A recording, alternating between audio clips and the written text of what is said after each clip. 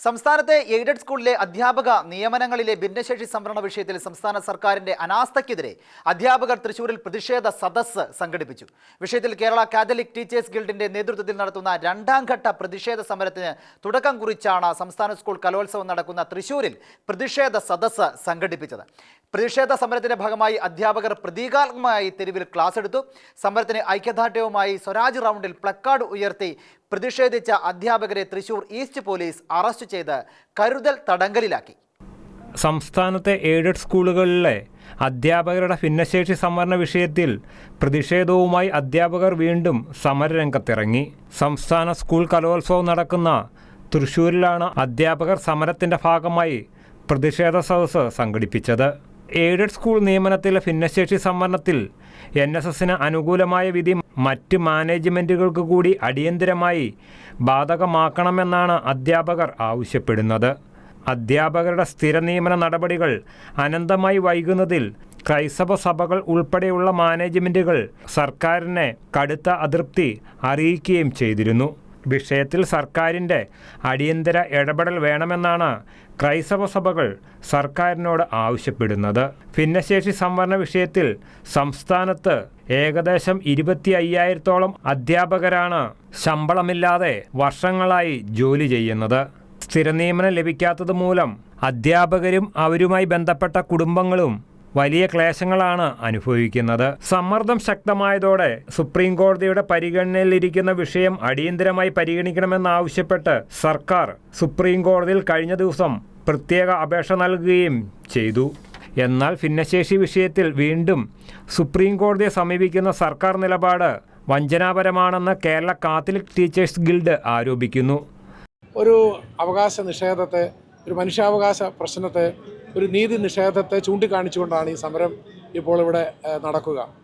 അത് കഴിഞ്ഞ മാസങ്ങളിൽ കേരളം മുഴുവനും അടിച്ച വലിയ സമരത്തിൻ്റെ അവസാനം നമ്മൾ കണ്ടു.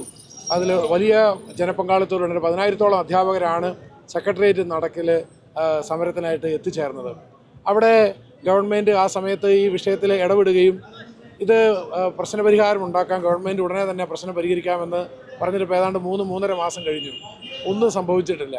അപ്പോൾ ഇത് വാസ്തവത്തിൽ NSSന് സുപ്രീം കോടതി നൽകിയ ആ വിധിയുടെ പശ്ചാത്തലത്തിൽ കേരളത്തിലെ മറ്റ് മാനേജ്മെൻറ്റ് സ്കൂളുകൾക്കും ഈ വിധി നടപ്പിലാക്കുന്നതിന് യാതൊരു തടസ്സവുമില്ലാത്ത സാഹചര്യത്തിൽ ഒരു ഗവൺമെൻറ് ഉത്തരവിലൂടെ വളരെ ലളിതമായിട്ട് പരിഹരിക്കാവുന്ന ഒരു പ്രശ്നത്തെ വീണ്ടും കോടതി വ്യവഹാരങ്ങളിലേക്ക് വലിച്ചഴച്ചുകൊണ്ട് കഴിഞ്ഞ 4 വർഷക്കാലം എങ്ങനെയാണോ ഏറെ ഉത്തരവാദിത്വമില്ലാതെ അലംഭാവമായിട്ട് ഈ വിഷയത്തെ കണ്ടത്, അതേ ആ ഒരു തരത്തിൽ തന്നെ ഇതിൻ്റെ എല്ലാ രൂക്ഷതകളും മനസ്സിലാക്കിയിട്ടും ഗവൺമെൻറ് നീങ്ങുന്നത് അത്രമാത്രം ഗുരുതരമായ വീഴ്ചയാണ്. അപ്പോൾ ഈ വീഴ്ചയെ ചൂണ്ടിക്കാണിക്കാനായിട്ട് ഒരു അധ്യാപകൻ എന്നുള്ള നിലയിൽ, അല്ലെങ്കിൽ ഉത്തരവാദിത്തപ്പെട്ട ഒരു സംഘടന എന്നുള്ള നിലയിൽ ഞങ്ങൾക്ക് ബാധ്യതയുണ്ട്.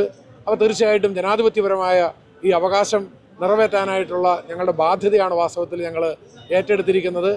സുപ്രീം കോടതിയിൽ നിന്ന് NSSന് അനുകൂലമായ വിധി സമാന സ്വഭാവമുള്ള മാനേജ്മെൻറ്റുകൾക്കും ബാധകമാണെന്നിരിക്കെ വീണ്ടും വിഷയം സങ്കീർണമാക്കാനാണ് സർക്കാർ ശ്രമിക്കുന്നതെന്ന് ടീച്ചേഴ്സ് ഗിൽഡ് ആരോപിക്കുന്നത്. ഇതിൻ്റെ ഭാഗമായിട്ടാണ് കേരള കാത്തലിക് ടീച്ചേഴ്സ് ഗിൽഡ് പ്രതിഷേധ സമരത്തിൻ്റെ രണ്ടാം ഘട്ടത്തിന് തുടക്കം കുറിച്ചത്. ഞങ്ങൾ അധ്യാപകരെ സംബന്ധിച്ച് കേരളത്തിലെ ഏറ്റവും വലിയ ആഘോഷമായ കലോത്സവ നഗരിയിൽ ഇതുപോലൊരു സമരം നയിക്കേണ്ട അവസ്ഥ എന്ന് പറഞ്ഞാൽ അത് ഞങ്ങളുടെ അവസ്ഥ വളരെ പരിതാപകരമായതുകൊണ്ടാണ്. ഞങ്ങളിൽ പലരും പട്ടിണിയാണ്.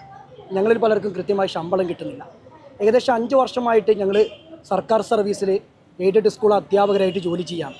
പക്ഷേ സർക്കാർ ശമ്പളം തരാതെ മറ്റു പല പണിക്കും പോയിട്ട് ഹോട്ടലിലും അതുപോലെ തന്നെ കെട്ടിട നിർമ്മാണ പണിക്കെല്ലാം പോയിട്ടാണ് ഞങ്ങൾ ജീവിക്കുന്നത്. ഇനിയും ഇങ്ങനെ മുന്നോട്ട് പോയാൽ ഞങ്ങൾ ജീവിതം ആത്മഹത്യയുടെ വക്കിലേക്ക് നീങ്ങും. ഈ ഒരു അവസ്ഥയിൽ സമരം നയിക്കല്ലാതെ ഞങ്ങളുടെ മുന്നിൽ മറ്റു മാർഗ്ഗമില്ല. അതുകൊണ്ടാണ് ഏറ്റവും വലിയൊരു ആഘോഷ വേദിക്ക് പുറത്ത് ഇതുപോലെ നിരാഹാരം പോലെയുള്ള ഒരു വലിയ സമരത്തിലേക്ക് ഞങ്ങൾ നീങ്ങേണ്ട അവസ്ഥ, പരിതാപകരമായ ഒരവസ്ഥയിലേക്ക് ഞങ്ങൾ എത്തി. ഇന്നിവിടെ സമരമുറയുമായി വന്നു നിൽക്കുമ്പോൾ അതിയായ വേദനയുണ്ട്. ഈ വേദനയ്ക്ക് 1, 2, 3 വർഷത്തെ ചരിത്രമല്ല. ഞങ്ങൾ 5, 8 വർഷമായി ശമ്പളമില്ലാതെ, അല്ലെങ്കിൽ ശമ്പളം ഇപ്പോൾ തുച്ഛമായിട്ടുള്ള സ്കെയിൽ ഓഫ് പേ ഞങ്ങൾക്ക് ലഭ്യമാകുന്നുണ്ടെങ്കിൽ പോലും ഞങ്ങൾ അംഗീകരിക്കപ്പെടാതെ ഒരു അധ്യാപക വിഭാഗമായി ഇന്നും സമൂഹത്തിൽ നിലനിൽക്കുന്നു എന്നത് ഈ കേരള ജനതയ്ക്ക് തന്നെ ഒരു മാനക്കേട് നിറഞ്ഞ ഒരവസ്ഥ തന്നെയാണ്. ഏകദേശം 5-8 വർഷമായി സർവീസിൽ കയറിയിട്ട് 7 വർഷത്തോളമായെങ്കിലും ഒരു രൂപ പോലും ശമ്പളം കിട്ടാതെ 6 വർഷത്തോളം ഞങ്ങൾ അനുഭവിച്ച വേദന അത് അനുഭവിക്കുന്നവർക്ക് മാത്രമാണ് അറിയാനായിട്ട് സാധിക്കുക.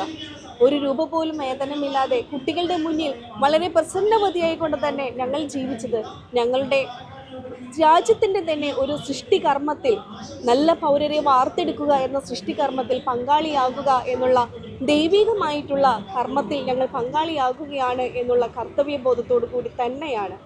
എന്നാൽ ഞങ്ങളുടെ സഹനവും ത്യാഗവും കാണേണ്ടവർ കാണുന്നില്ല എന്നതാണ് യാഥാർത്ഥ്യം. സംസ്ഥാന സ്കൂൾ കലോത്സവം നടക്കുന്ന തൃശ്ശൂരിൽ ഇന്ന് 2ാം ഘട്ട സമരത്തിന് തുടക്കമാകുകയും ചെയ്തു. അധ്യാപകരുടെ പ്രതിഷേധ സദസ്സ് തൃശ്ശൂർ കോർപ്പറേഷൻ ഓഫീസിന് മുന്നിൽ തൃശ്ശൂർ അതിരൂപത മോൺസിഞ്ഞോർ ഫാദർ ജോസ് കോന്നിക്കര ഉദ്ഘാടനം ചെയ്തു. ഭിന്നശേഷി സംവരണ വിഷയത്തിൽ സർക്കാരിൻ്റേത് ഇരട്ടത്താപ്പാണെന്ന് സമരം ഉദ്ഘാടനം ചെയ്ത മോൺസിഞ്ഞോർ ആരോപിച്ചു. തൃശ്ശൂർ അതിരൂപത വിദ്യാഭ്യാസ സ്ഥാപനങ്ങളുടെ corporate manager father Joy Adambukulam മുഖ്യപ്രഭാഷണം നടത്തി. Kerala Catholic teachers guild Thrissur അതിരൂപത പ്രസിഡന്റ് AD സാജു യോഗത്തിൽ അധ്യക്ഷത വഹിച്ചു. സംസ്ഥാന അധ്യക്ഷൻ ടോം മാത്യു, ഫാദർ ക്രിസ്റ്റോ കാരക്കാട്ട്, ജോഷി വടക്കൻ, ബിൻഷി എന്നിവരും സംസാരിച്ചു.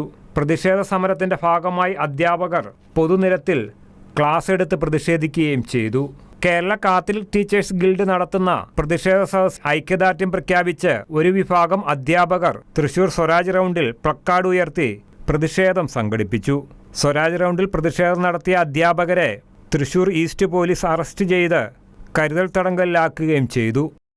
ഷെഗിന ന്യൂസ് ബ്യൂറോ, തൃശൂർ.